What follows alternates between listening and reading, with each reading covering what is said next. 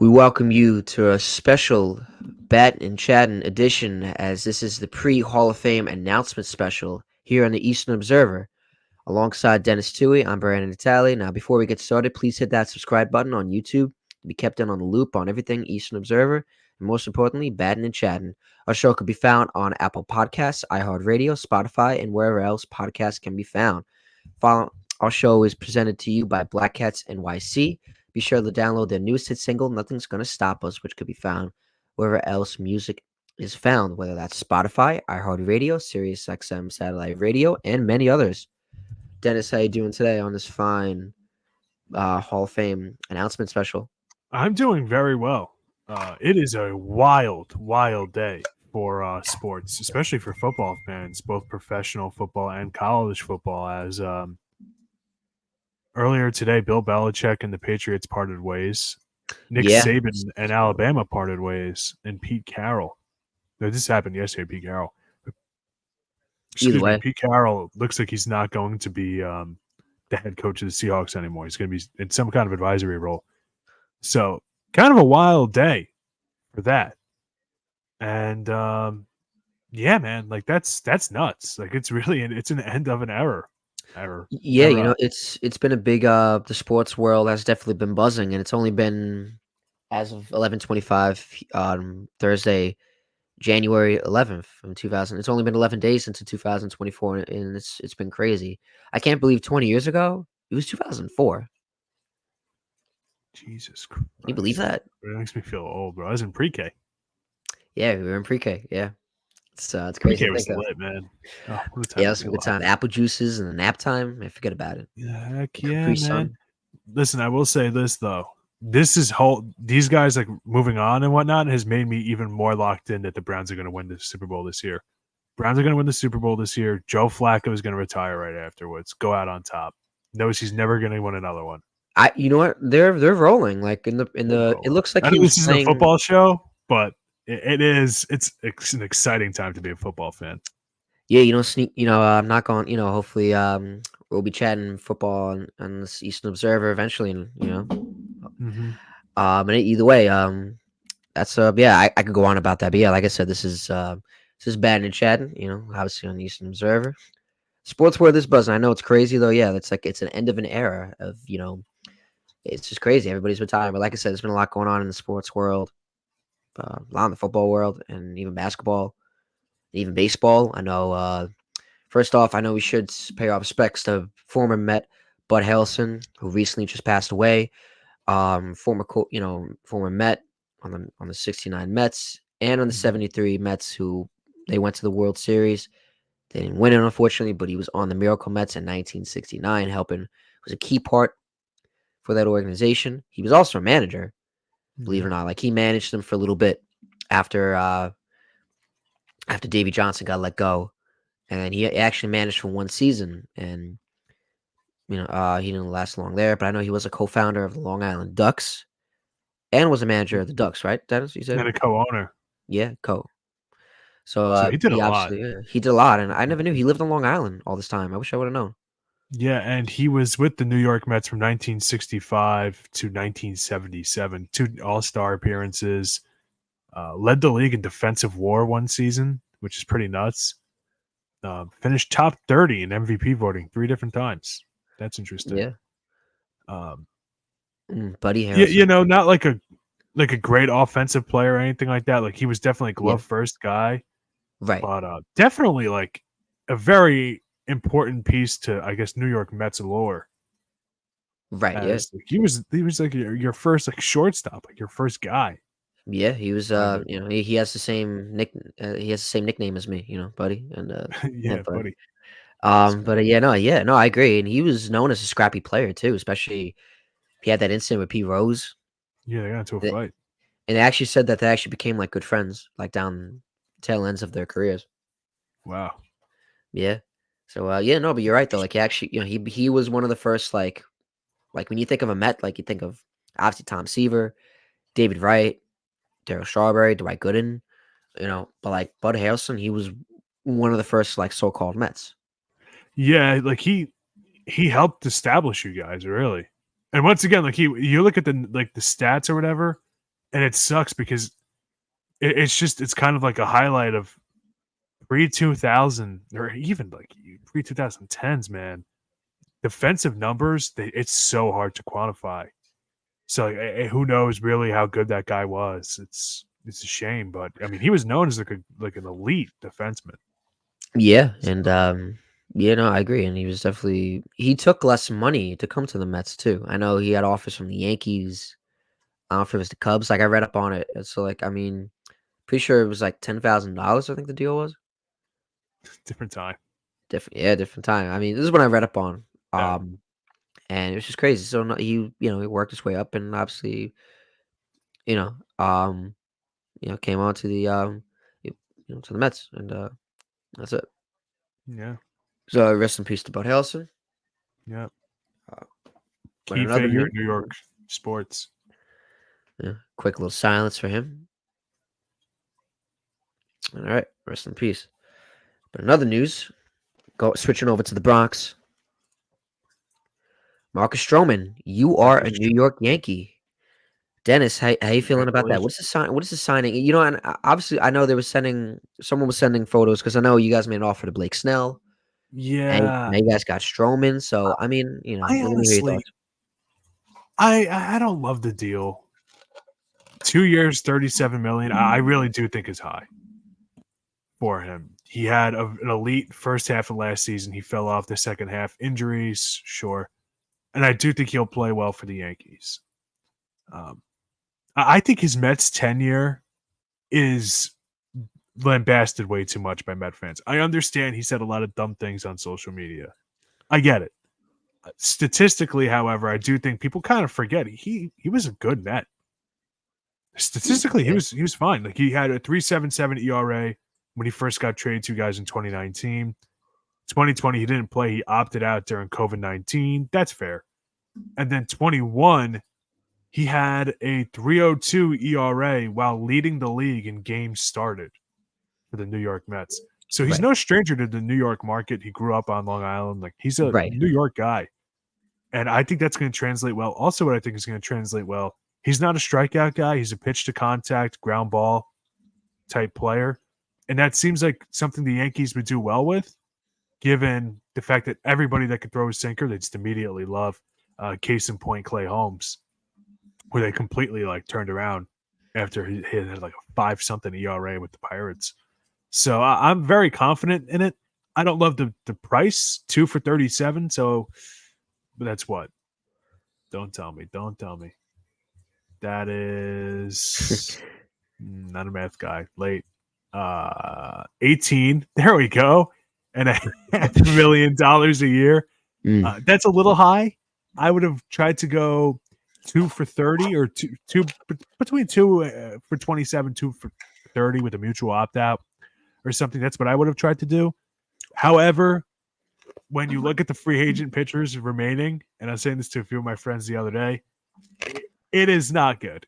It's really not good. Like suddenly, like Michael Lorenzen and Zach Greinke, who's 40, or Rich Hill, who's 44. It's like you kind of start talking yourself into it. And that's kind of when you get into a problem, like a bad lane. Michael Lorenzen, I'm not trying to talk bad about. He is a good player, but I mean, he threw a no-hitter for Pete's sake. But like, it's just weird. You get what I mean? Like, it's weird that like those would be like a good signing now. So you kind of got to go what you got to go with. I'm glad the Yankees didn't get Blake Snell. That had disaster written all over it. Well, they just made a contract offer to him, so I mean what happens if they take it? Say again? Who knows what happens with Blake Snell if the Yankees do sign up? But the problem is, I would much rather use that money towards Juan Soto. That's one. Number two, who just signed the highest arbitration ever at $31.5 million to play this year.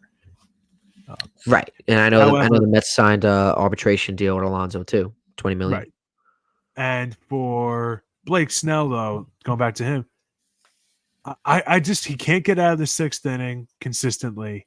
A lot of walks, high pitch count, things like that. The Yankees have struggled a lot with injuries the past couple of years. Really, do you guys need another lefty? Like, you guys still got Nestor, really? Yeah, we still got Nestor. Like, Nestor's not great, but Nestor's also similar to Stroman in that he's very streaky about how long he can go. Like there's games where he flies right through, and then there's times where he really doesn't. He struggles, and I can deal with that roller coaster once. I can't deal with that roller coaster twice in the same rotation. As for the lefty piece, we actually have more lefties in our starting rotation now than righties. Because our rotation is Garrett Cole, Carlos Rodon, who's a lefty, Nestor Cortez is a lefty. Oh, right. Okay. And Yeah. now, if we were to get Blake Snell, another lefty, So you guys don't we really. obviously have Mark Stroman. But So you guys don't really need him then, essentially. no, we signed that cat from the Marlins who has like no experience whatsoever. $750,000. I keep forgetting the dude's name, but he's not like a great player or anything like that.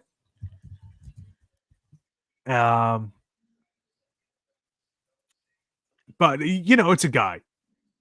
Right. It's a guy. body. Like we'll see what we have with him. Player. I have to say, I really do trust the Yankees front office with getting pitchers because you look at what they've done, especially with relievers, it is masterful. Like I always say, the Yankees haven't had a bad bullpen since the 70s, and you look up the stats, and I'm not lying.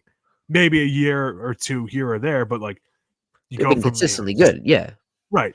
From like Sparky Lyle to Sparky Anderson, I always get them confused. Mariano, Goose Gossage, and then you go to Dave Righetti, and before we get to Mariano Rivera, that's what one Hall of Famer in Gossage. I think Sparky Lyle got some votes, but I don't even know if he was on the Yankee, to be honest. But Dave Righetti was certainly like the best closer of the '80s, or one of the best closers. Oh, that's not true, but one of the best closers of the '80s. Obviously, Eckersley is number one, but then we had got John Wetland, then obviously Mariano Rivera, and then people forget, even as Mariano got older, like David Robertson was a beast for us. Yeah, David Robertson. Boone Logan wasn't great, but like he was serviceable. Andrew Miller. People forget no run DMC with Dellin, Miller, and Chapman. No run DMC. Dominant. One of the most dominant bullpens ever. Those three it turned the game into a 6-inning game. So it was we've never had a bad bullpen. So when you have that down, you can kind of take risks with the rotation. However, I'd rather the Yankees take cheap risks than expensive risks. I already don't love the Rodon contract. I've gone through that 100 times on here. Won't do it 100 more. I don't like that deal. I don't want to get locked into another deal with somebody like Blake Snell. Some injury concerns there. Wild. I'm not too comfortable with it. So we'll see what happens there. But once again, I'd rather use that money for Juan Soto. It just is what it is. I mean, it looks good for the rotation. I mean, Yankee rotation heading into the season. I know last year the pitching was kind of, was big. That's why if you guys signed Yamamoto, it's crazy how much that signing kind of did impact the rest of the major, especially on the East Coast with the Mets and the Yankees. I know the Mets they used to sign Harrison Bader. I know we discussed that plenty. I know we discussed that last week. Mm-hmm. They signed Sean Manaea. Yeah, and what do you think about that? Because if you look at the stats, on paper he didn't have a great season last year, but the second half of his season he was dominant. Yeah, and the Mets they need lefty pitching, so so I'm fine with it. I like it. I think it's just I like it. I know the stats don't prove it, but I mean, it's like I said, they need a lefty, fills the spot in the rotation. I know they had interest in Managa, who signed with the Cubs. Mm-hmm. I think it's a good signing because, like I said, they need the depth, and he had a good second half, as you said, and it's not too bad. So I'll take it. Nothing against David Peterson. David Peterson actually has played pretty good, but like I said, he's not going to come back till summer. So, I think it's a good signing. Realistically, in the National League, even though you might be down on this Mets team, and obviously other friends of ours and Met fans in general online are down on this year's Mets team, if you look at the rest of the National League, it's really not a bad roster. No, that lineup. Yeah, to be fair, the lineup is like sneaky good. Not Phillies good, not Braves good, not Dodgers good. But I'd put the Mets lineup up against just about any other roster in the when they're National League. Consistent and they're healthy, then yeah. I mean, last year they were mostly healthy. It was just more of a consistency thing, which is crazy because most of the years the Mets are never healthy. Health has always been a concern for Yeah, the Mets. you're right. Like Alonso missed a few weeks, but that was it. Lindor And played he came back. He missed 162 like 10 games. games and he came right back. He was on like the not even maybe like he was on within a week. He was playing right away. I Yeah, mean, that's a good the point. fact that Alonso might not be a Met in 2 years, that's crazy. That's another discussion. Um, Yeah, I discussion like for it another. though. I like the Manaea contract, 2 years, 28 million. And yeah, no, I'm not really too down on the Mets as I would be. People think they're going to be trash, going to be horrible. I don't really think so. I think they're going to be like, I think they're going to be competitive. I think they're going to be like they usually are, or maybe better. You're either going to go 77 and 85, you know, Mhm. or maybe fight for a wild card spot. I don't really think they're as bad as everybody makes them out to be, and they really, you know, it sucks that this is not the year that they're going to spend. Obviously, they're waiting for 2025 when the free agent class is loaded. So that's why they haven't spent as much now. But like I've been saying, they have a decent roster to compete. I don't really think this is a roster that people can be like, oh, well, they're gonna go, 62 and 100. Like, no, they're gonna play, they're gonna play decent. Like, they're not gonna be that. I don't really. I'm not saying we're gonna be the Braves. Like, no one's gonna beat the Braves as much. You know, they already got the East on lockdown. They have it on lock. So, but yeah, no, I'm not on, and I like the Bader signing. I think they have more of an outfield than they did last year. Keep McNeil in the outfield, in the infield. He's an infielder for a reason. Like, I hate when they play him out of position. So I know I'm going off on a tangent, but no, like I said, like I'm not down on the Mets as much as everybody else is. I mean, that's just me.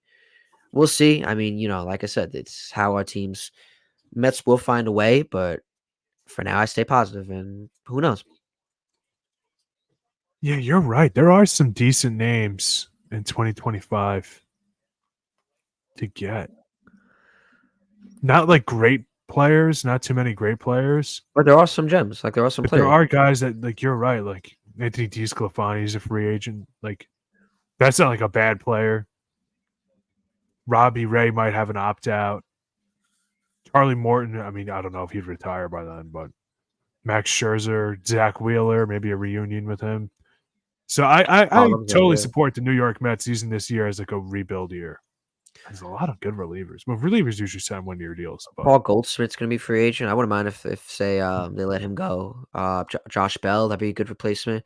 I really hope the Mets yeah, can find a way to I'm just re-sign. looking Yeah, at I was just strictly looking at pitchers for you guys, but that's I could it. look at all Right. batters or all players or something. Yeah, I'm gonna look at that. I'll look at that again. I know, but like, I'm just worried about Pete Alonso, man. I don't want them Spotrac. to. I don't want him to go. Like, Altuve, yeah. wow. I'm surprised Altuve hasn't signed a massive extension. Oh, Shane Bieber, Walker 34, yeah. Bueller, He's Corbin still good. Burns, who was. I feel like they got a good shot at Corbin Burns if they had the opportunity. Kyle Yeah, Hendricks. wow. You said Um, Kikuchi. You said Kikuchi had an insane season with the Blue Jays last year. Oh my god! there's a lot of free agents. For Yeah, those of you who Severino. play fantasy baseball, be careful. Oh my god, Yan Gomes, My God, Verlander's 42, or he's gonna be. dude, that's insane.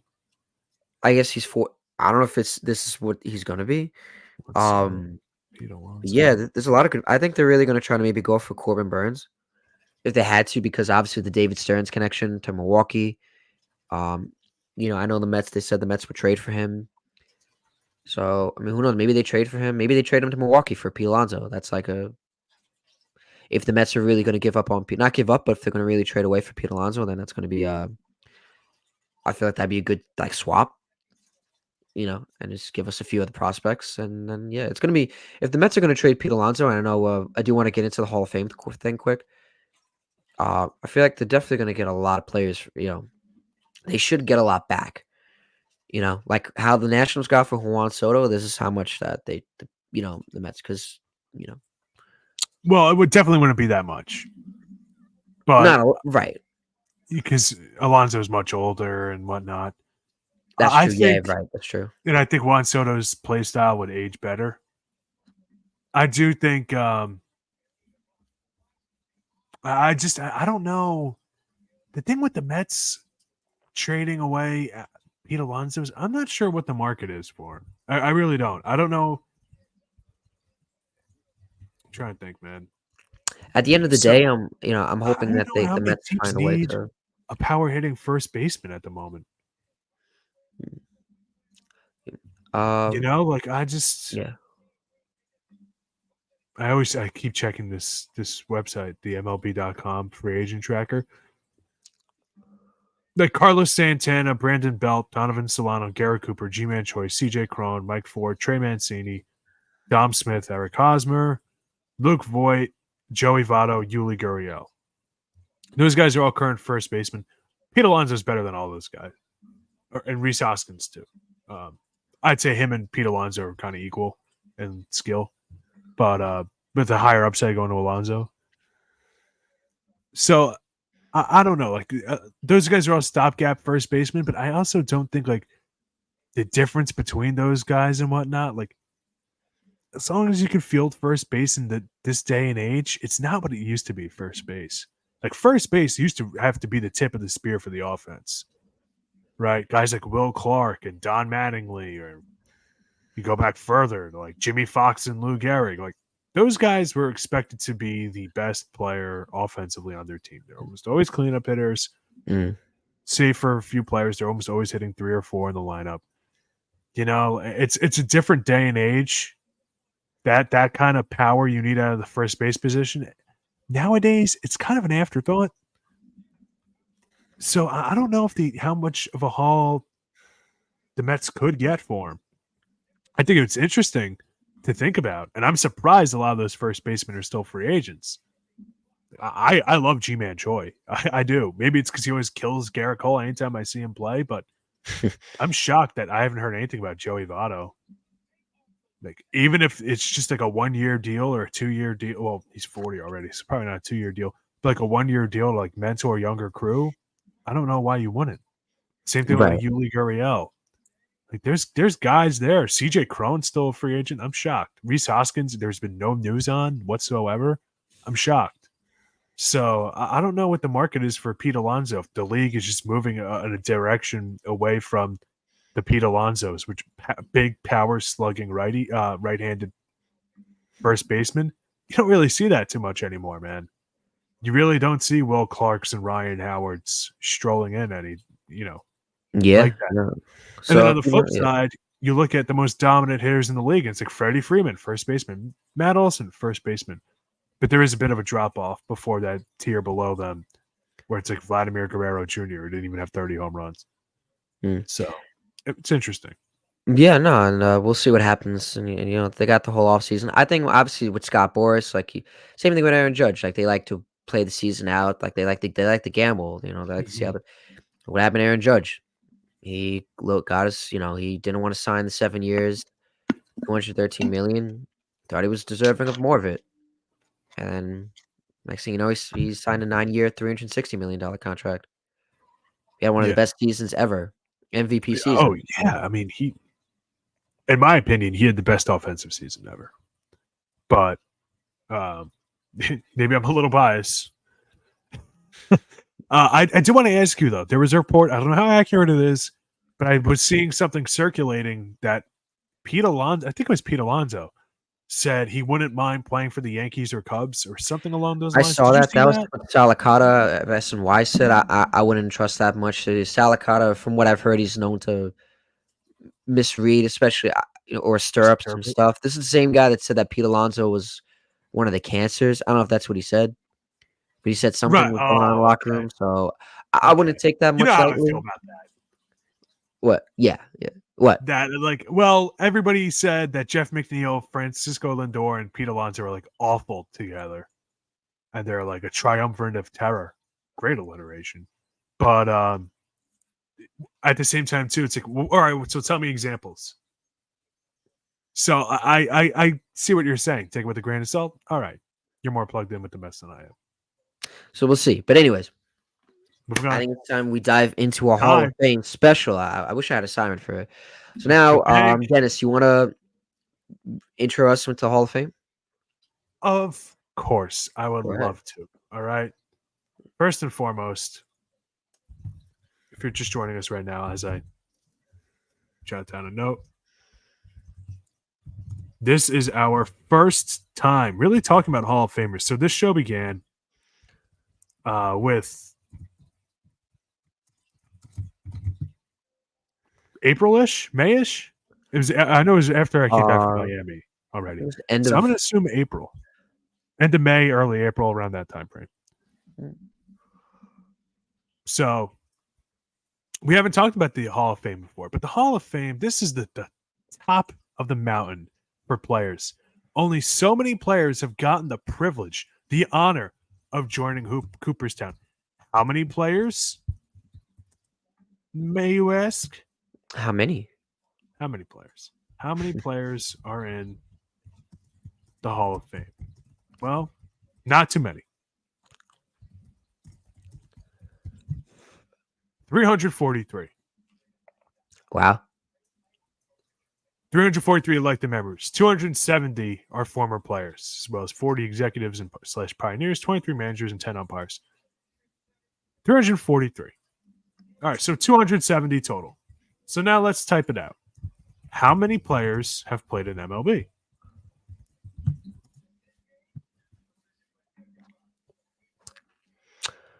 $20,459. Really? This is the elite of the elite. There's no bad Hall of Famers. People, you could rank Hall of Famers differently. There's different floors to the Hall of Fame, right? People say different, tiers to the Hall of Fame. There's no bad player in the Hall of Fame, not one. The worst player in the Hall of Fame is still an elite perennial all-star type player. This is the coup de grace of America's pastime. The greats of the greats, the Hall of Famers of franchises, the guys you can build around. And this year, I think it's one of the more loaded years of the Hall of Fame ballot. So, quick overview of who's on it this year. Now, it is important to note that there is a stipulation with the Hall of Fame where you're only allowed to be on for 10 seasons, or 10 years rather, and then you're off the ballot. And then the only way for you to get in is via committee. And whatever committee, that rotation, they pick people that they're going to nominate. They discuss it. They vote on it. And if you're in, you're in. If you're out, you're out. That's made up of former executives, media people, and former players and former Hall of Famers. That's those committees. That's who makes them up. So it's interesting, man. It's really interesting. This year, there's only one player who is in their final year of eligibility, and that is Gary Sheffield, a journeyman who has hit 500 home runs. I don't have his stats up in front of me, but a lot of hits. We'll get into each player specifically. Former Yankee, former Met, former Marlin, and came up as a Brewer. People forget the Brewer year. And played for the Braves. He was a journeyman, but he was a professional hitter. Yeah. Now, there are some first-year candidates as well. The first-year candidates include Jose Bautista, Adrian Beltre, Adrian Gonzalez, big year for Adrians, Victor Martinez, Brandon Phillips, Jose Reyes, wow, James Shields, Chase Utley, and David Wright. So a couple of former Mets on here, man. I'm seeing a lot.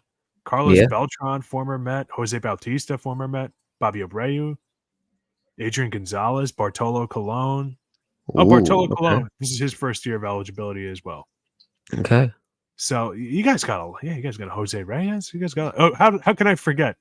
Maybe the player most likely to get it on their first ballot this season, 2024, Joe Mauer, catcher first baseman for the Minnesota Twins, former league MVP. He would have a good shot. Yeah, I could see that. So big year, man. This is a loaded ballot. All right. As for the other players, we'll get to the other guys right now. Bobby Abreu, Carlos Beltran, Mark Buehrle, Todd Helton of the Rockies, Matt Holliday, it's his first year as well. Sorry. Torri Hunter, really? Andrew Jones, Andy Pettit, Manny Ramirez, A-Rod, K-Rod, Jimmy Rollins, Omar Vizquel, Billy Wagner. So this is a big year, man. This is exciting. I'm stoked. You know me. I'm a history major. I love sports. I love history. So when they get to collide like this, man, Yeah, I'm amped. I've been to Cooperstown. I went 10 years ago. Had a nice time. Okay. Yeah, I'm a sports guy. I love history. I'm not a history graduate, but you never know in the future. But Right. when you got that combined, and especially with all these players, it's definitely. First off, I want to say, well said. I gotta clap Oh, up for that. thank you very much. I should have had a script. Now that was off script, but I thought that was great. Oh, So, anyways, let's dive into one of our first players. First off, we got Bobby Abreu. Well, one good thing is not as hot and humid here as it has been in South. Man! Where did that one go? Over everything! Well, again, it's not as hot and humid, so he may not get as tired. Maybe just let it go. How about that? Barbecue pitcher left.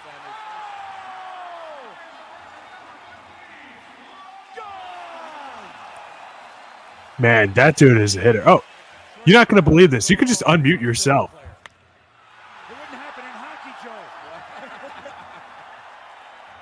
Say goodbye to the record. In the home run derby, 24 home runs. Wait, I was gonna say I could hear you. Yeah, this is hilarious. We were trying to figure it out the whole time. All we had to do was just click on mute. We didn't even think. It said it turns the mics off. I guess it doesn't. That's hilarious. Yeah, and I guess it's not a problem. It's not a problem. It's not a. Do you think it's a problem if we have the background noise in the back? That's not a problem, right? No. As long as it's not like too loud. I do know for a fact one of those videos has licensed music in it. At least one. Right, So I know. Yeah, but you did see that. Well, we'll talk about that after. But either way, So, but Bobby, Bobby Abreu though. I mean, wow, what a derby! What derby was that? I have no idea. I'll look it up. It's got. I think it's 2007. Don't quote me on it. But I'll look it up. No, it couldn't have been. It might be 2005. But man, I mean, he's launching rockets though. I mean, and he was not a home run hitter. He was not known as a home run hitter at all. What was he there for? I don't know, but he really wasn't. And I think that's kind of. Here's the thing with Bobby Abreu. I love Bobby Abreu. 2005. All right. Second time's a charm. Bobby Abreu is an interesting player. But when you say to me, should Bobby Abreu be in the Hall of Fame? I don't know. Because the thing with Bobby Abreu is the advanced analytics love this guy. He's a 60 career WAR player. Only a 2-time All-Star, a 1-time Gold Glover, 1-time Silver Slugger, 1-time Home Run Derby champion. Batted .291 for his career, OPS plus 128, league average is 100. So everything is weighted the same. Led the league in triples. Led the league in doubles. The most home runs he ever hit in a season was 31, which is very low. The year he won the home run derby, he only hit 24. So he was always a very good player. And I think that Bobby Abreu's career, and it's very similar, I think, to Steve Finley, who played on every single NL West team, excuse me. One of two players, I forget the other dude who did it, but one of two players to do so, is that can being above average, borderline elite, for your entire career, even though you're not the best one year, does that constitute a Hall of Famer? If the answer is yes, Bobby Abreu is a Hall of Famer. Look at the numbers. Okay. Not great, not elite. I'm looking at the numbers right now, actually. But consistently above average. And I know a lot of people say Hall of Fame is for the greats of the greats. But there's also, once again, there's different tiers to the Hall of Fame. And back then, the committees were letting in their friends and stuff like that. And so guys that were undeserving got in. I get that. I'm not making it up. It's true. He was a Met. Wow, he really was a Met for a year. He ended his career as a Met. Right? 2014. That's not that far away from the 2015 team. I didn't know that. That's 1 year, Brandon. That's not that far away. It's 1 year, Brandon. Yeah, way to go. Yeah. But just saying, that's not far away, though. You know what I mean? It's no. And the thing is, The only so I got the clips that we're going to be showing. I got all those clips, right? When you look at Bobby Abreu highlights, there's hardly anything. And I understand this is a stupid criteria to have. It is an objectively bad criteria. It's like that dude on the first season of Survivor who's just going based on alphabetical order. That's who he was trying to vote out. People are trying to win $1 million. Thanks, buddy. And so this is the equivalent of there's not enough YouTube clips, so this guy's clearly not a Hall of Famer. But to me, it does kind of play a role in it. Because as I'm looking through the highlights of other guys we'll get to later on, I'm like, that guy's a Hall of Famer. But look at Bobby Abreu, I'm like, the only highlights are when he was a Met past his prime. I can't find anything when he was on his prime with the Phillies or the Yankees. It's strange. Out of all the players on this ballot, he's the most bizarre to me. Yeah, never thought of him as a Hall of Famer. He was on the Yankees. Never thought of him as a Hall of Famer. I didn't even think he was the best player on the Yankees. Obviously, A-Rod, Jeter, whatever. I thought Johnny Damon was better. I thought Matsui was better. Every Yankee fan I know would say, yeah, I'd rather have Matsui or Damon than Bobby Abreu. Yet, if you look at the numbers, obviously Damon fell off the ballot, I think his first year. Matsui wasn't even eligible. He didn't have 10 seasons. So here he is. You can make a great argument for him being in the Hall of Fame. 60 WAR. That's the Hall of Fame mark that a lot of people use. 60 WAR. But at the same time, too, you know what I mean? Like it's weird. Like nobody thought of him as being a Hall of Famer. And you can say the same thing for guys who are already in it. But to me, Bobby Abreu is such an interesting player. I never looked at him as a Hall of Famer. Yet the back of the trading card. First year in the ballot? No.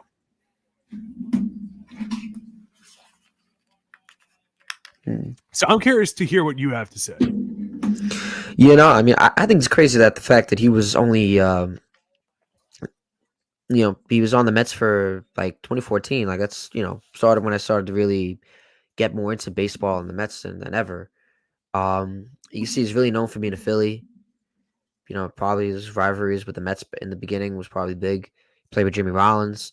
I feel like there was in the beginning of his career after 97, he really was like consistently healthy. 2001 and 2005, he was fully healthy. I don't feel like he has enough All-Star votes. He has enough hits. It's like 2,470. Like it's decent. He's definitely above average hitter. Definitely. I mean, I think he's definitely got a good shot. It might take him a while, but off the ballot, I could definitely see him going off the ballot. The weird thing is, continue. I'm sorry. He led the league in triples in '99, and then doubled in 2002. But what were you gonna say? You said the thing was.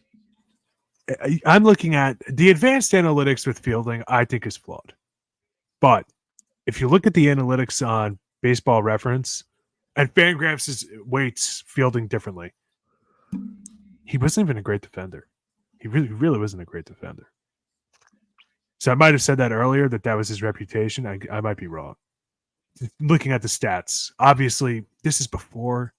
But like I said, pre-2010, it's hard for fielding stuff. Even pre now, really, the past 5 years. But it's interesting to look at his case because I don't know, man. I don't know. I have nothing else to say about him. Excellent player. I think he's got a decent shot. Jose Bautista, though, like Bobby Abreu, I think Bobby Abreu's got a decent shot.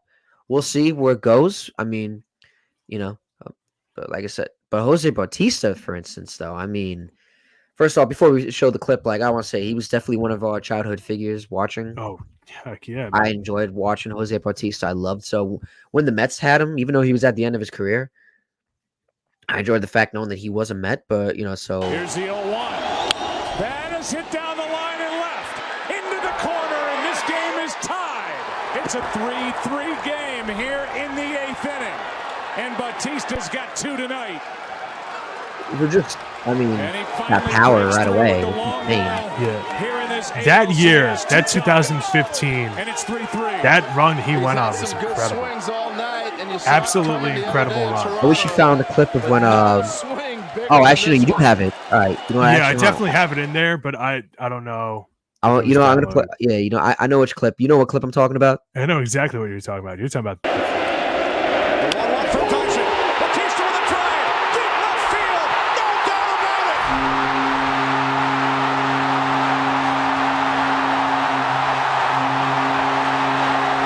This is probably my favorite play.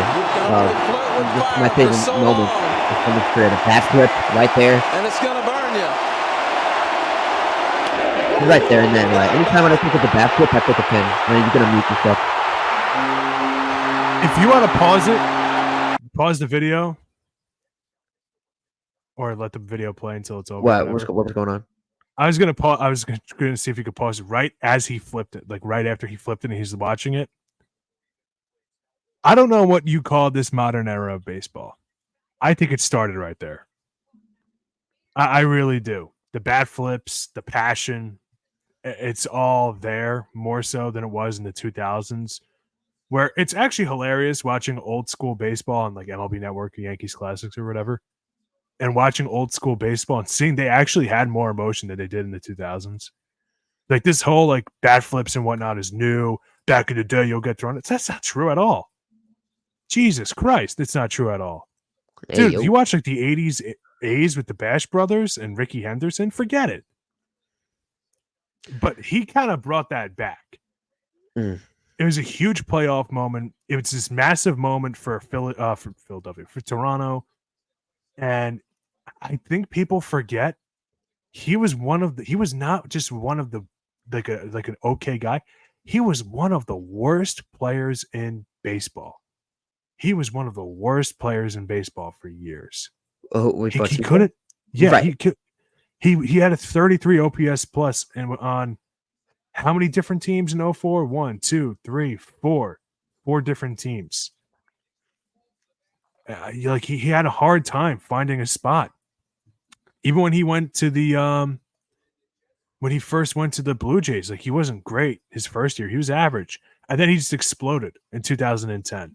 And he led the league in total bases. And he was an all-star. And he was getting MVP votes. There's actually more on Jose Bautista, actually. I mean, there's a lot. Led the league in 54 home runs. He got 43 home runs next year, 132 walks. He led the league in walks that year, more walks than strikeouts.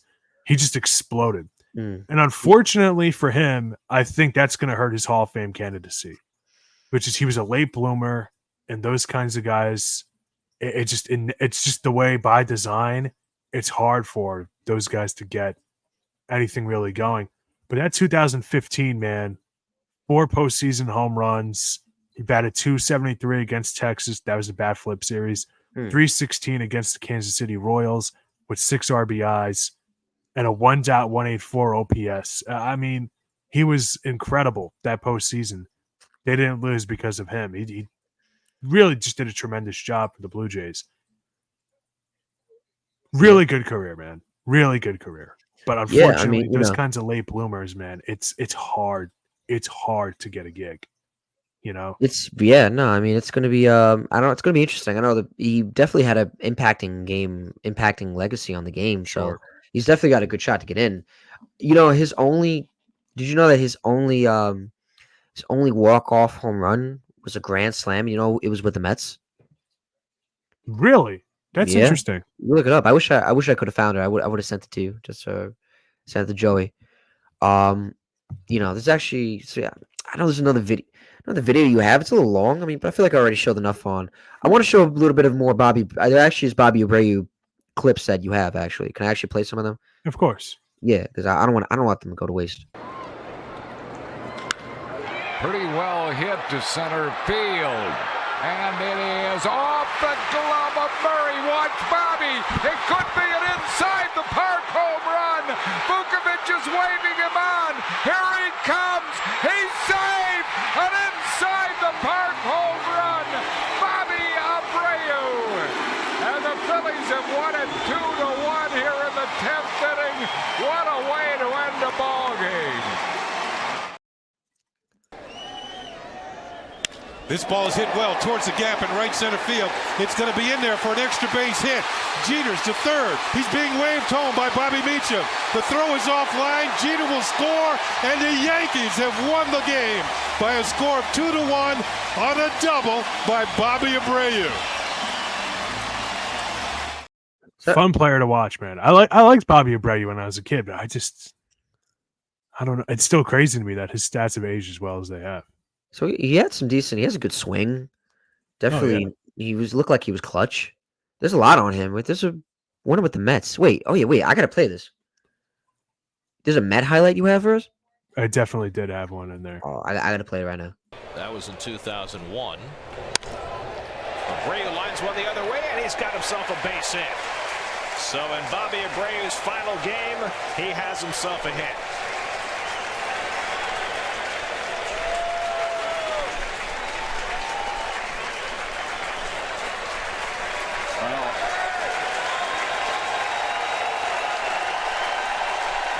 The baseball, and he's got it in his possession.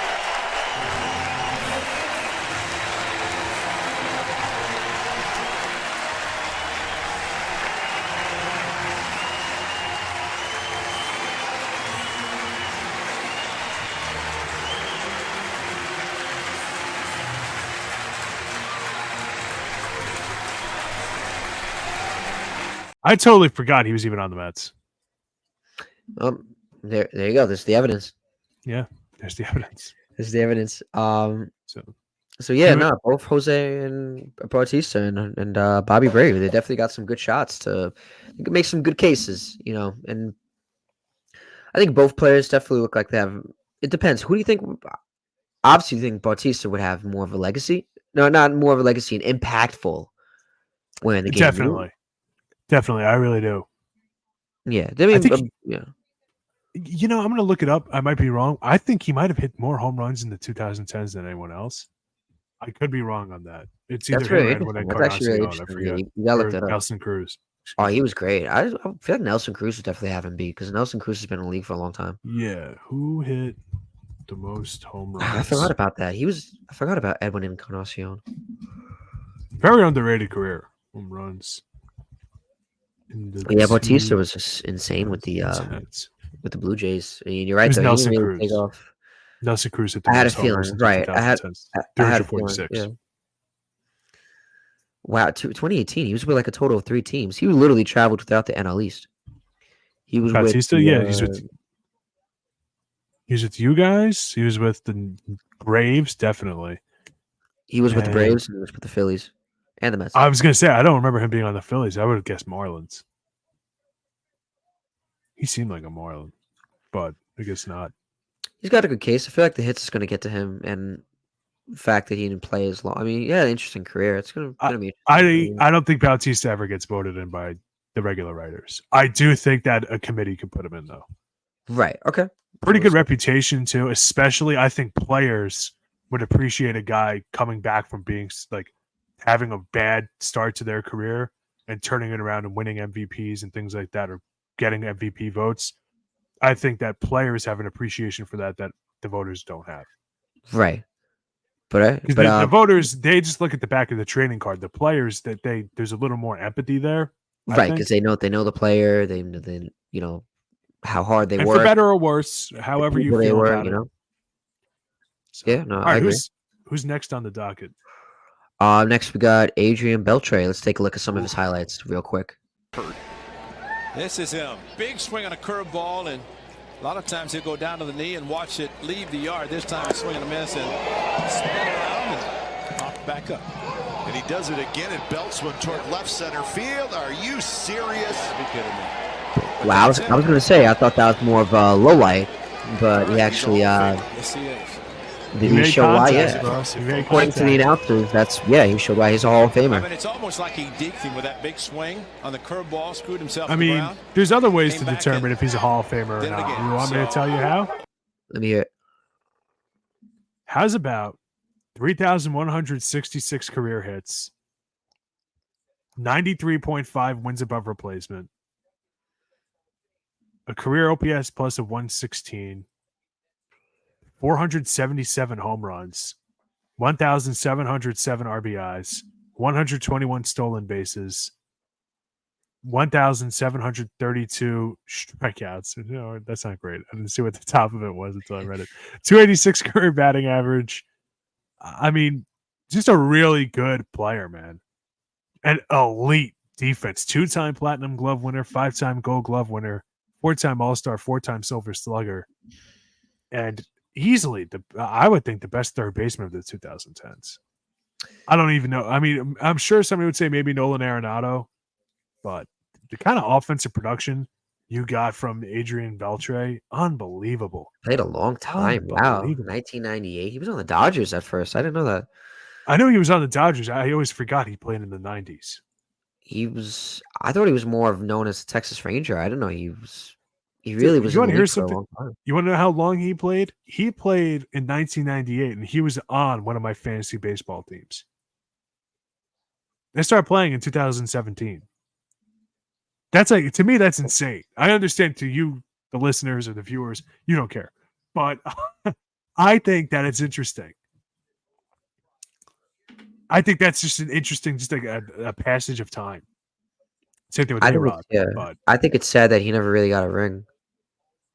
Yes, and that's the one thing that people talk about with Adrian Beltre. He was always missing just the ring. The Red Sox, he left, and then they won immediately. He left in 2012. They won in 2013, right? He left in 2010. 2010. He was only there for 2010, and then they won in 2013. So he was on the 11 team for Texas when they collapsed in the World Series. Just look, he has 3,000 hits. Oh, I want to be clear. He's in. 3,000 hits. He's in automatically. And I just want to keep showing more highlights just to prove our point. Of course, dude. He's in. I had fun looking at these highlights, man. Yeah, like I said, we can't waste these highlights. The highlights that you found for us. Credit to you. We can't waste them. We're not going to waste them. So let's show a little more to show why Beltre is definitely for right away going in. Second chance this afternoon for Adrian. Struck out in the second. The Rangers dug out all his teammates, hoping to see history. The 3-0. Bouncer, base hit into left field. Around second, heading to third, Mazzara. Beltre goes for 2, and it's a stand-up double. Good for him. And there it is, number 3,000 for Adrian Beltre. Adrian Beltre, 31st Look at member that. of the 3,000 hit club. Arguably the best Texas Ranger ever, as far as position players go. Obviously for pitchers, Nolan Ryan. That's the moment. But man, what an incredible player! And I'm glad he got to do it at home with 3,000. That's awesome. What a great scene! What a fantastic moment. And I don't remember ever hearing anything bad about him. No steroid scandal, no nothing. Doesn't look like it. Hey, here's another highlight. Breaking ball is hammered deep into left in Game 5. Oh my Lord! He's tied. And look at that swing again, Ron Washington, my boy. That's if you look at that swing again, bro. Look, they're gonna show it probably. Off his, just like that first highlight, when that little one hand drop to the knee. Nasty. Yeah, that's nasty. We talked about being on his knee for some curveballs. Here it is, right here. He hits it to the moon. He hits it to the moon. 21 seasons in the show. Career batting average in the playoffs, 261. But, man, that World Series, 300 with 2 homers, 3 RBIs. I mean, he's in. Man, he's a good player. I don't think there's any more to make a case on. Let's talk about, I know there's Mark Buehrle. Buehrle. Mark Buehrle, my bad. But that's okay. It's a gnarly pronunciation. Yeah, very gnarly. I want to talk about Torri Hunter. All right, yeah, we could skip over Mark Buehrle. And then we're gonna go back. I don't know something. Yeah, or go back. Like, we're not gonna skip over. We're definitely gonna go back. I just want to. Yeah, I forget the order I put stuff in. Right. No, it's fine. Just Torri Hunter. Here we go. Yeah, here's one clip of Torri Hunter. Didn't get his arms extended as he raises one into right center field. At the wall, it is caught. Oh, what a catch by Torri Hunter. Woo.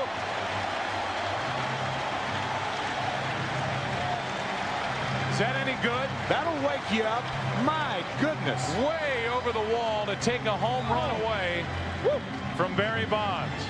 You know how earlier I said I never looked at Bobby Abreu as a Hall of Famer when he played? Bonds says thanks a lot. Torri Hunter, for me, is the opposite. I know statistically he's not a Hall of Famer. He wasn't the kind of hitter that other center fielders are or whatever. But I will say, defensively, I don't care what the stats say about Kevin Kiermaier. I don't care what the stats say about anyone else. Growing up, starting to watch baseball in 2007, I've never seen a better defensive outfielder. I haven't. He changed the game when he was in there. And we'll get to that with Andrew Jones later on, how the game-changing defense that guy could play. Torri Hunter, man, that guy. He robbed, I mean, look at him. He robbed Barry Bonds in the All-Star game, man. And the highlight reels of this guy just playing defense. It's catch of the year after catch of the year. 9 straight Gold Gloves. Yeah. Unbelievable. Unbelievable. When I used to see him play, I used to think you're never going to see someone better than that. He was in the league for a long time as well, too. He was in the league for a while. Unreal. From 1997 with Minnesota to 2015, finishing his career again with Minnesota. Yeah, that's amazing. But offensively, he wasn't the best hitter, and I think that's just going to keep him out of it. His highest career batting average was 290 or 313 with the Angels. In his age, man, he had to be kind of getting up there in age. I don't know why they're not showing it. Oh, here we go. His age 36 season, he hit 313, his career high, in 140 games. And then before that, 299, or actually 304 with Detroit. The following year, 37. Excluding those years, 299 when he was 33 with the Angels. So those were the only seasons really close or around 300. And yeah, man, like offensively, he wasn't a great player. I get it. But defensively, man, that guy was something else. Something else. I loved watching him play defense, man. I really did. Yeah, but we'll see. But now we got Mark Buehrle. I know. What can you tell us about Mark Buehrle? Mark Buehrle. Listen, man. Buehrle, I should say. This is a guy he's not going to probably get in the Hall of Fame. He's probably not. He's in the league for However, a while. I will say, in kind of the post, like this era we're in now with pitchers leaving in the 6th innings or whatnot, he had 1, 2, 3, 4, 5, 6 seasons with 220 or more innings pitched. Led the league in innings pitched twice. Led the league in games started twice. And just an interesting career. I mean, batters faced twice led the league. Led the league in whip once. 5-time All-Star, 4-time Gold Glove winner, 2005 World Series champion, pitched a no-hitter, pitched a perfect game. Excellent, excellent, excellent player. Wasn't a high strikeout guy. The most strikeouts he ever got in a season was 165 in 2004. But you know what? You don't have to be a high strikeout guy if you're effective in other ways. And that's what he was. He had a 3.81 ERA, which seems a little high now for his career. Back then, it was a little different with scoring and whatnot, and pitching in general was a little different. So it's, I mean, I really liked watching Mark Buehrle play. When I was a kid, I used to watch a lot of White Sox games. They were always just on in the afternoon, always on WGN. So I used to watch a lot of the games, the Cubs and White Sox. And I used to like watching his games a lot. Very fast pitcher. Yeah. Not miles per hour wise, but just he moved so fast. Oh my God. He moved so quick on the mound. Well, here's a clip to see that example of that. Getting in there and swinging a bat. I mean, good old-fashioned baseball, and a little bit of a difference from the norm. That one's well hit, deep right field. This one's got a chance, and it's gone. Mark Buehrle has just hit one out. His first. Okay, it's actually not. That's not what I meant. But you know how? You know what? Let me try that again. Mark Buehrle makes his first relief appearance since his rookie year and deals with Adam Everett. A winning run at the plate. Tying runs are on. This is in the World Series. A 1-1 pitch. Everett pops it up. On the infield for Uribe. The White Sox are up 3-0. A 14-inning game ends 7-5 Chicago. And the Astros will end the night with 15 runners left on base. Wow. I mean, that was pretty good right there. And I'll never forget the his perfect game. Alexi Ramirez's catch in center field. Do I have that on there? The Alexi Ramirez? Mark having a fine year. This is 20th start. ERA in the mid-3s. Only 26 walks in 125 innings, and as you can see, left-handed, right-handed, doesn't matter. They hit him equally the same. This is, I think this might be every out game, of the perfect game. You have to do against Tampa. But the specific call I'm thinking of Upton gets ready to hit, coming in hitting at 240 as there's Carrollson screaming, Alexi! Alexi! When the guy dives to save the perfect game. Great play. He gone. 1, 2, 3 for Buehrle after a half inning of play. Once again, the payoff. High pop up. Could you imagine you just show up to a regular game and guy pitches a perfect game? It's very rare, but I mean, if you're lucky enough, it's like to me, it's like hitting the lottery. He gone. Yeah. Maybe at the right time, right moment, you know. The ball hit deep in the right center field. Jermaine, yes.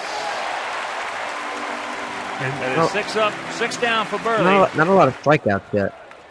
No, he's not. He wasn't a strikeout guy, man. He really wasn't. The gap. Carlos, yes. But that's why he was able to pitch so many innings. Just let your defense do the work. 1998. You know, I've always kind of felt like that with no speed. DeGrom or some of these other pitchers that just a lot of strikeouts, but corn into left field. So that's going to be 9 up, 9 down for Buehrle. Great pace. That's the thing I always remember with Mark Buehrle is the pace he played with. He gone. There's one striker. I like the announcement. He gone. Oh, dude, Hawk Harrelson was the best. In the left field, Carlos. Love that guy. 2 down. Carlos Quentin. That was in college. And oh my God. He has a depth. Brzezinski behind the plate. Shot. My guy. That's 12 up, 12 down, and it is still 4-0. Good guys. And then if they do their individual thing, then collectively, it works out. Buehrle is over there like he should be. 5-time Gold Glover. Way to respond. Exactly. Yeah, I mean, yeah, like a ground ball, definitely definition when your defense did work. Yep. And you know, credit to them, honestly. If they swing at it, it's been an out. And but you know what, man? Like that is 15 up. That's exactly what you've got to be. Like it's not always just 100 miles an hour to get a strikeout. Like sometimes, like you let your defense be engaged, do their job. 1 out. A good effort by Gordon. So you can go to the 7th or 8th inning or whatnot. Like let your defense do the work. Not everything has to be swing and miss stuff. You gotta nice pick right. Pace yourself. And I said it like 100 times since we started talking about Mark Buehrle. Buehrle coming this was his game. Get him. Yes, that is 18 up, 18 down for Mark Buehrle. He's definitely doing. You're a football fan. Football, people say, like, oh, so-and-so is just a game manager or something. That's kind of what Mark Buehrle was. He was like the pitching equivalent of that. But he really, it works. If it works, it works. Don't, If it ain't broke, don't fix it. In the right it field. just worked for him, man. Jermaine die. Yes. Being a big 21 football up, fan, 21 I'm down. a big baseball fan too, and Outfield, I agree though. Pretty much straight away and very deep he all the way around. But you can see that, he was able to, manage the games pitching. He gone. Yeah. Wow. I feel he like got his strikeouts. And that's popped He got up. his strikeouts, but Gordon. I feel like that pitch was a little outside. Two no, down. I think so too. The 2-2 pitch. Is that Mark Bellhorn? Line drive. Call your sons, call your daughters, call your friends, call your neighbors. Mark Buehrle has a perfect game going to the 9th. That ball hit deep into left center field. Wise back. Makes the catch. Wow, that's insane. What a play! Dwayne Wise makes the catch. What a play by Wise. Mercy. That's a great definition. Catch. That reminds me when Mike Baxter By caught the Dwayne catch for Johan Santana. As Wise goes back into the wall, knowing he has no room to spare, he goes up over the wall and then juggles it before corralling it. What a play by Wise. Under the circumstances, one of the greatest catches I have ever seen in 50 years in this game. He gone. One to go. I love those White Sox jerseys, man. Alexei! Yes! Yes! Yes! Yes! Yes! History!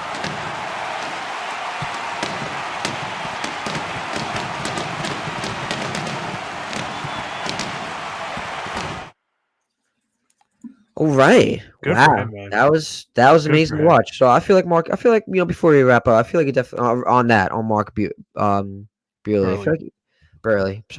Sorry, Mark Buehrle. I feel like it definitely makes it's tough. The spelling is tough. I feel like he makes a good case. I don't know. Yeah, one thing people have pointed out is that statistically he's very similar to Andy Pettitte. Although Andy Pettitte has the steroid kind of thing hanging over him, statistically they're similar. I know he pitched for a while, like I know from 2000 to 15. I remember when he was on Toronto. He was on the White Sox for a long time, but I remember he was known specifically for pitching like over 200 innings, and you see most of his career he's done that, so yeah. And I also remember 2012, he was supposed to be a pillar for the Miami Marlins when they became the Miami Marlins. They got him, Jose Reyes, and a few other guys, Heath Bell, and I think someone else in that offseason. And they were, and Ozzie Guillen was the manager brought in, and it was such a disaster. That was everything that could go wrong went wrong. I remember that. Interesting. A lot of baseball history, and broke the Chicago curse. 2005. People always forget the Billy Goat curse gets more draw with the Cubs, but the Black Sox curse, that was a real thing for the White Sox. Yeah. Oh, yeah. And they won the World Series in 2005 against the Astros. One of the best teams that no one talks about in sports, 2005 White Sox. Day one, opening day, they won. They were in first place the rest of the season. That's amazing. Yeah. Loaded 2005 team. Oh my God. I think Mark Buehrle. He definitely makes himself a good case. But now we got Gonzalez. Adrian Gonzalez, former Met. Wow. He was a former Met at the end of his career. I remember him on the Mets. I liked him on the Mets. Even though he played on them for a short time. I'm pretty sure I saw him when he was on the Mets. Let's look at some of his highlights. And Gonzalez cracks one to deep left field. That'll win the game, and it heads out of here. And of course, that was against the Mets. Grand slam for Adrian Gonzalez, and the Padres win it 5-1. Petco Park, actually, a great ballpark too, I have to say. Yeah.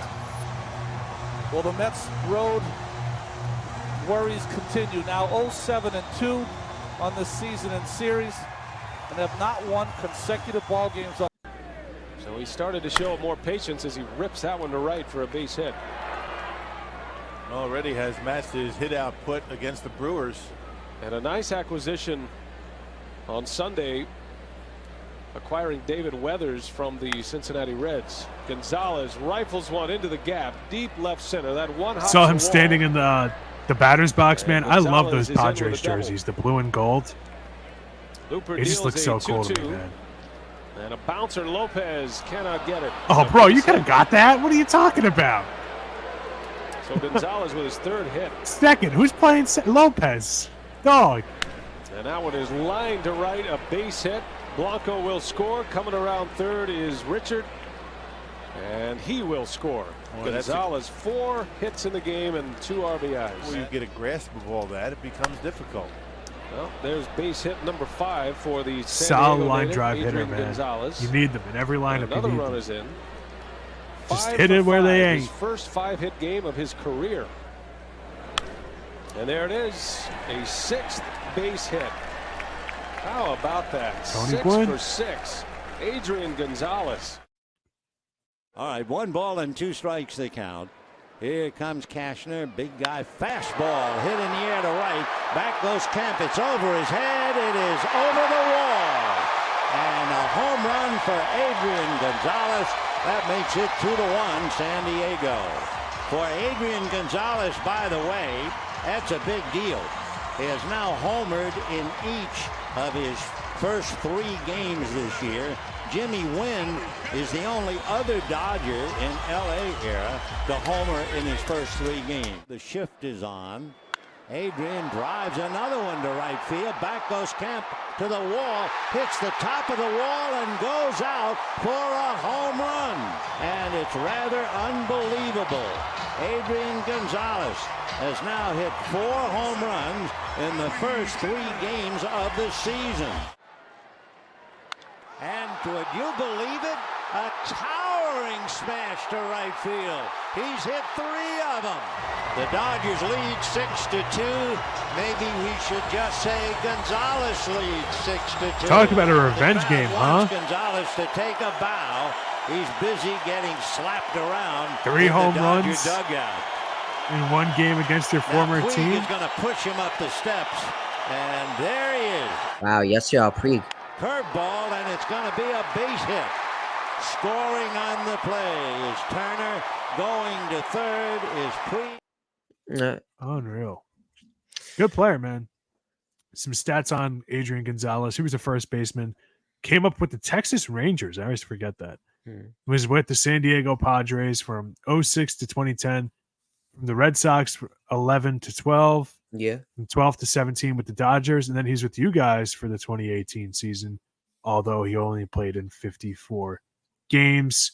Had 6 home runs for you guys. All right, not too bad. So he finished his career with 437 doubles, 317 home runs, 1,202 RBIs, and a career OPS plus 129. Once again, league average is 100. So 782 walks to 1,401 strikeouts. Led the league in walks in 2009, while with the San Diego Padres, with 119 to only 109 strikeouts. So really solid hitter, man. In 2011, his first year with Boston, 338 batting average. Solid career. Really solid career, man. Really solid career. Yeah. And as for the accolades, 5-time All-Star, 4-time Gold Glove winner, 2-time Silver Slugger, and a 1-time top 5 MVP vote getter, 2010, his last year as a San Diego Padre. Always liked watching him play. Line drive hitter. Loved it. Yeah. Love he line was drive great. hitter. Definitely great. One of the best first basemen of all time, too. Certainly. But all right. Next up, another Met. Probably one of my favorite Mets of all time. I'm not gonna lie. And I feel like you're gonna know just by when I play this I clip. know who it is. Colon looking for his first hit of the year. He drives one deep left field. That goes Upton. Back near the wall. It's out of here. Bartolo has done it. That's amazing, though, right there. Impossible has happened.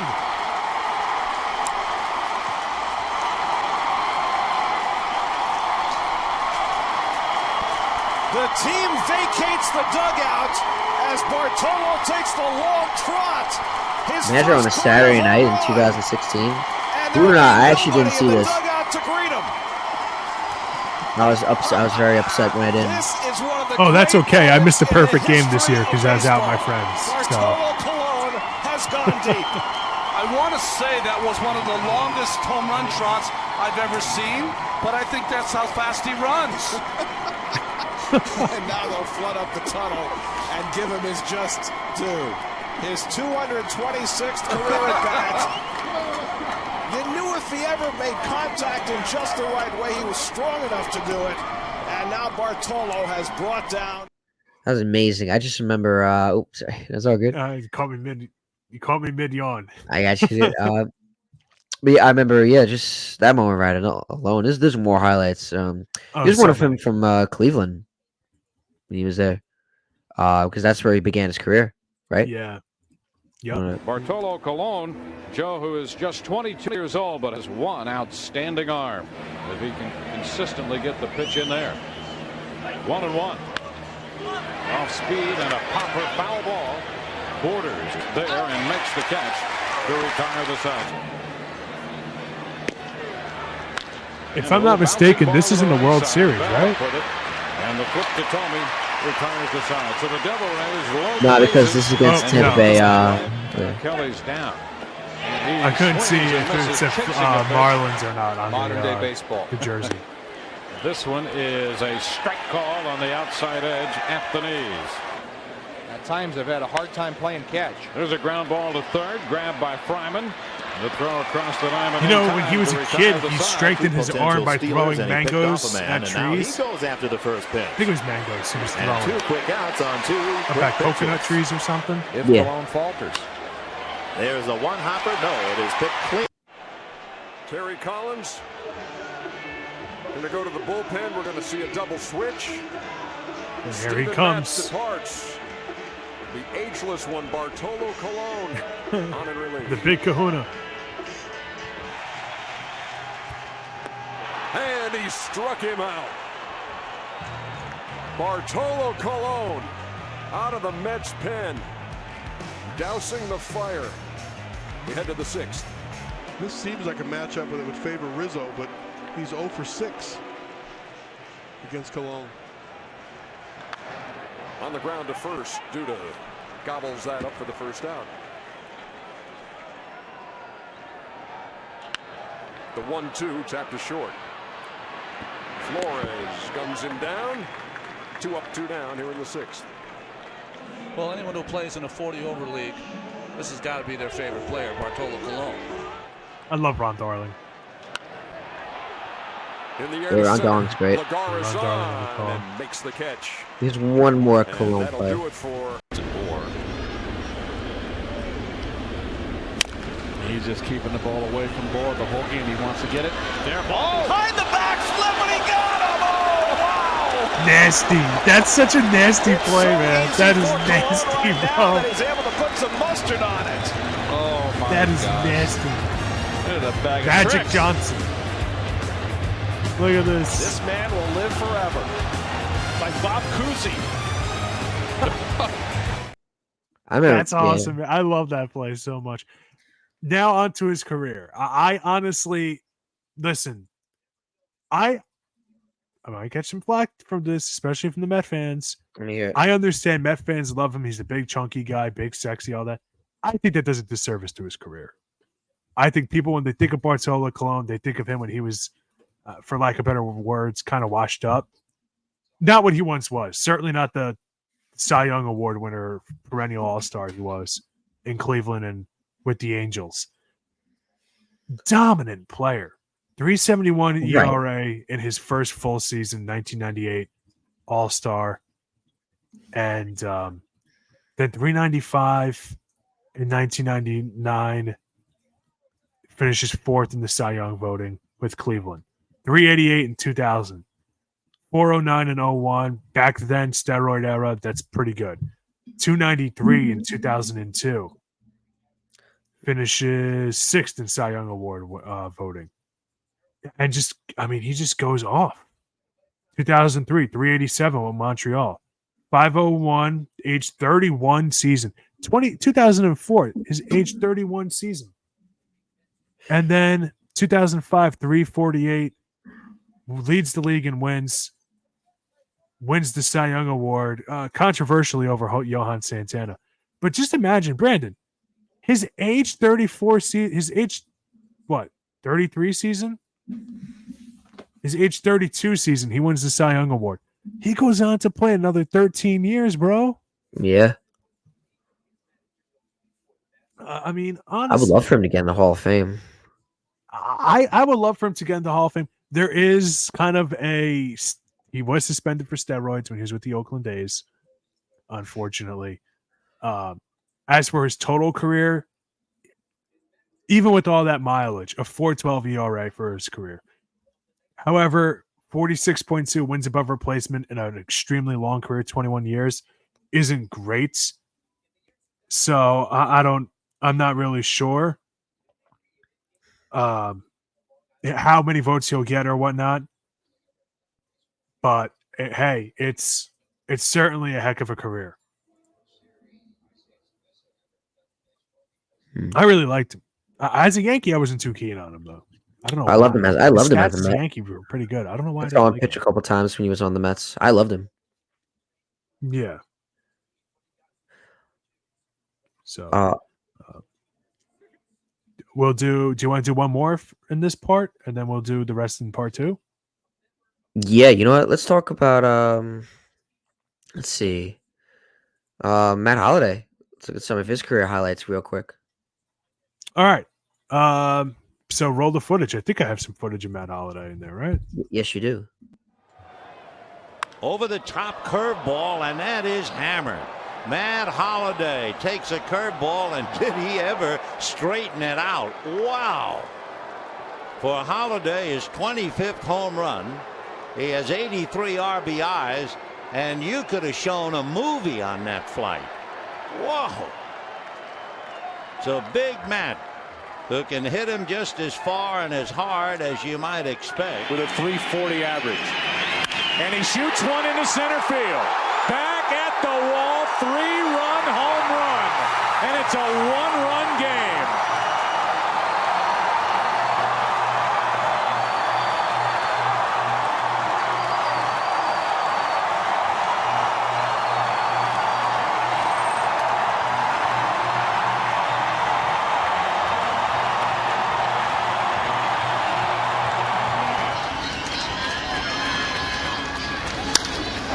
Right center. Hit a long way. Span. Gone. We're tied.